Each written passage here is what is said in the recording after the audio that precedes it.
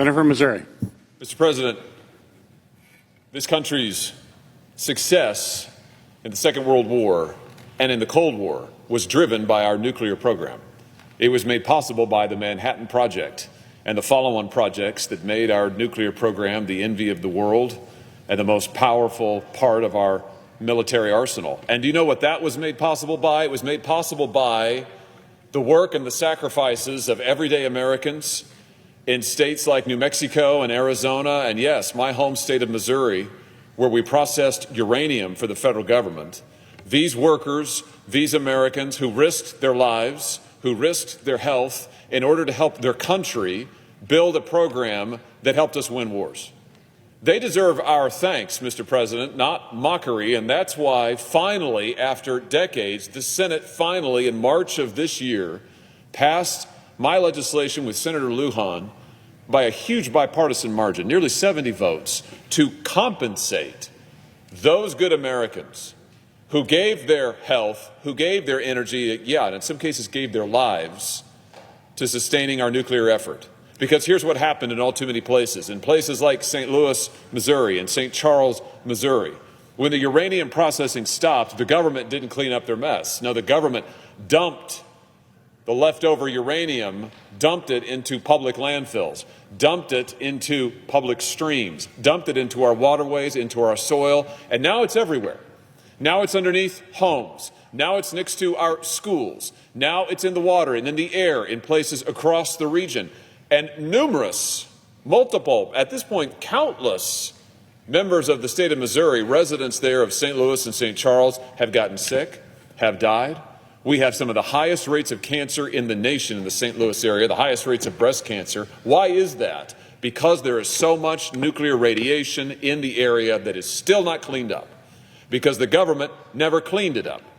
That's why the Senate acted in March by that big bipartisan margin to force a cleanup and to compensate those Americans who have gotten sick, those who have lost family members because of the government's inability to clean up their own mess, because of the government's nuclear program that they never properly paid for in terms of compensation to the Americans who made it possible.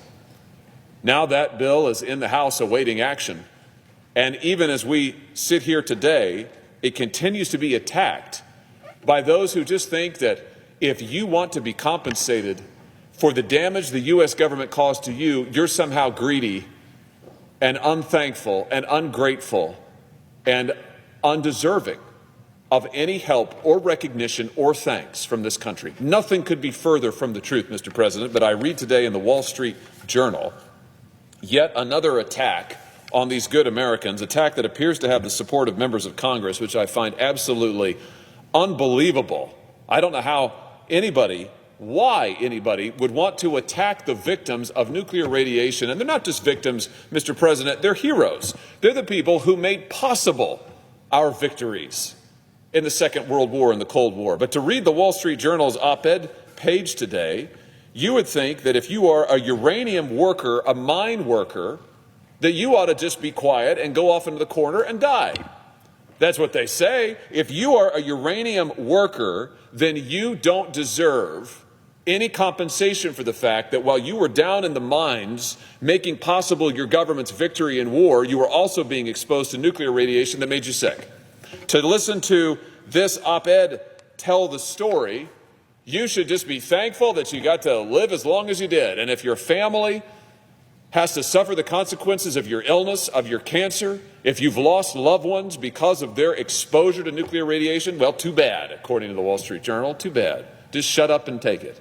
I can't believe that anybody would treat nuclear radiation victims this way, but to read this story, you would think that nobody who lived in a uranium processing site, like in Missouri, who worked in a uranium mine, who has lived downwind of nuclear tests, like in New Mexico and Arizona and Utah, nobody who has been exposed to radiation by their own government should get anything. That's the essential premise of what the Journal writes today.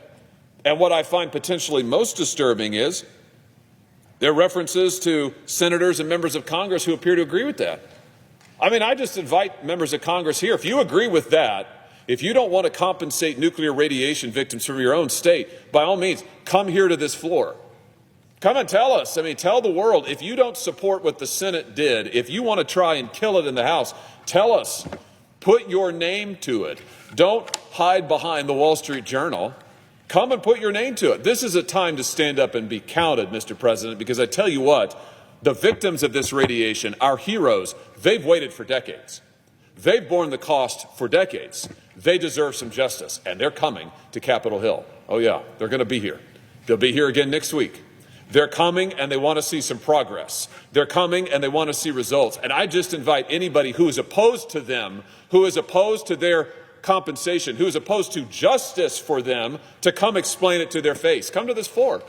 Come to this floor. Now, I know there are some in my own party who would like to say that 47% of the American public are just freeloaders and don't deserve anything, and we ought to treat these people like that. I disagree with all of that. It's ludicrous.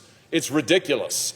And I don't know why any member of a state that has nuclear radiation victims would want to try and block the effort to compensate them. I don't understand it at all. I don't get it. And I tell you what, we will not stop fighting. We will not stop working until every nuclear radiation victim who has given their life and health for the support of this nation is thanked and compensated. We're almost there, Mr. President. This body has done it. This body has done it. I believe there's real progress in the House. I hope that we can act soon. But it's time now for members of Congress to stand up and be counted. And it's time to stand together for justice for our heroes who have made possible this country's success, who have made possible this country's victories, and who have shown us what true devotion to country looks like. Thank you, Mr. President. I yield the floor.